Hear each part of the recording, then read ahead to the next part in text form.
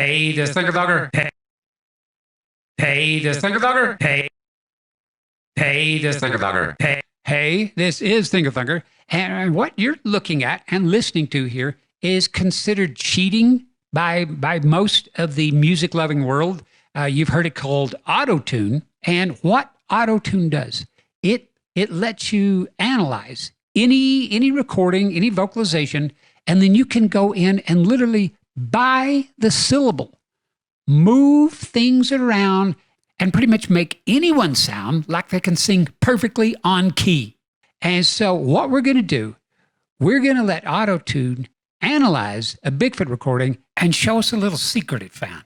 Let's go check it out. Now, to bring all my new patrons and YouTube members and everybody who hasn't been watching this deep dive I've been doing up to speed here, this vocalization right here,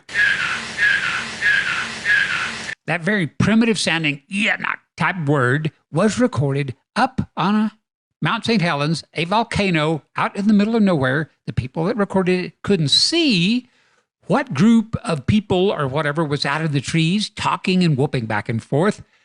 And I found something really amazing about this. And to prove that, I did an impression, which is the second one right here. Have a listen to both. I'm hearing a very low kind of caveman sounding voice. And what I found was really bizarre. And that is that the low, gruff caveman voice is actually way up high in frequency, like 1.6 kilohertz, whereas mine is, as you would expect, like for an adult male, down around 200 hertz. And to help back that up, I went and took this sound. I've experimented on a keyboard. That sound on a piano or keyboard is so high up, it doesn't even sound like a piano or keyboard. It sounds more like a percussive instrument. But the point is, that is what something up at 1.6 kilohertz sounds like.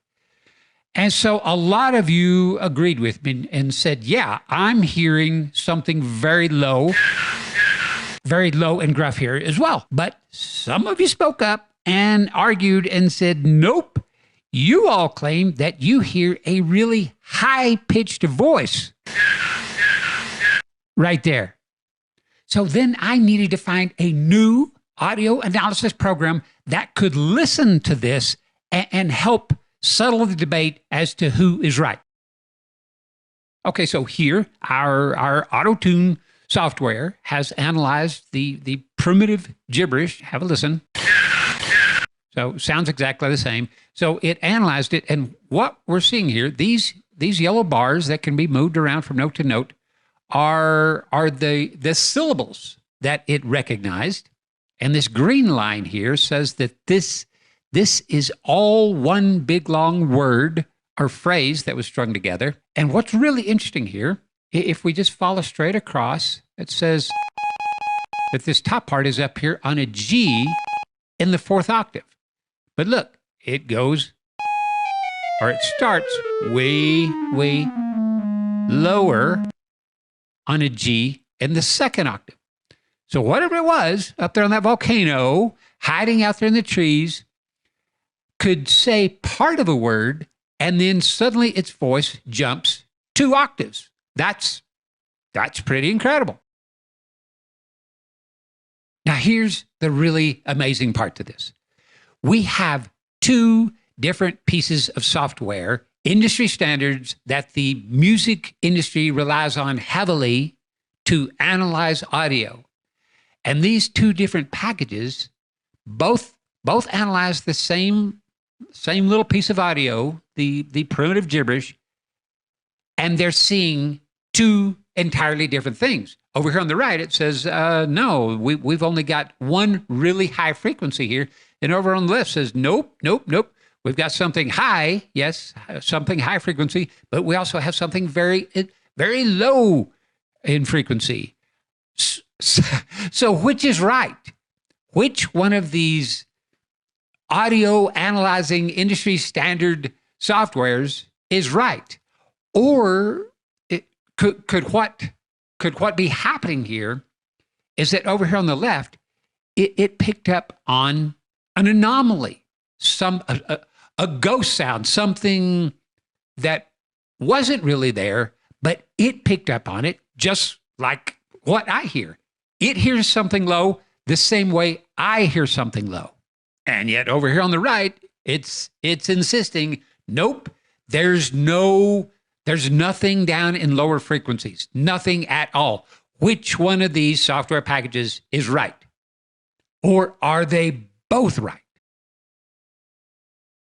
So now we have to go back a video or two on this where I ask AI, how can a vocalization sound low, rough, and even masculine, yet in actuality be very high in frequency, up in the 1.5, 1.6 kilohertz range? And it said a lot of amazing things.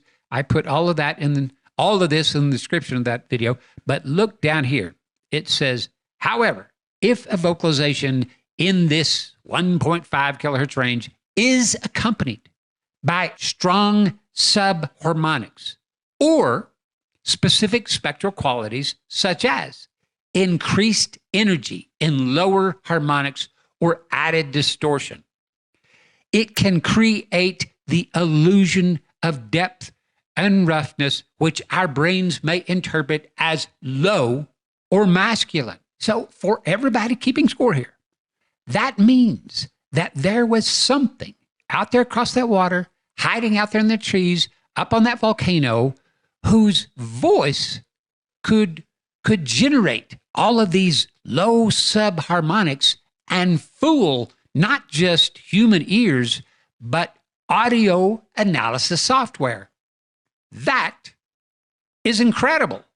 So just kind of summing all this up, I'm sure most of you have seen my proportional DNA videos or maybe read my book called Solved, where I prove that forest giants, their bodies their body proportions are profoundly different from our own. And yet we humans can't see those differences because we humans stink at judging proportions. We're horrible at it.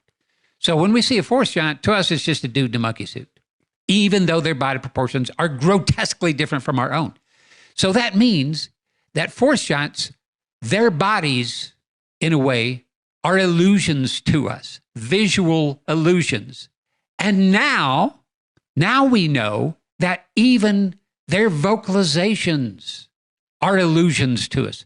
They are creating sounds that aren't really there, and yet we humans are hearing them. So I think now it's clearer than ever why indigenous Americans, native tribes have said for thousands of years now that these forest giants truly do have magic.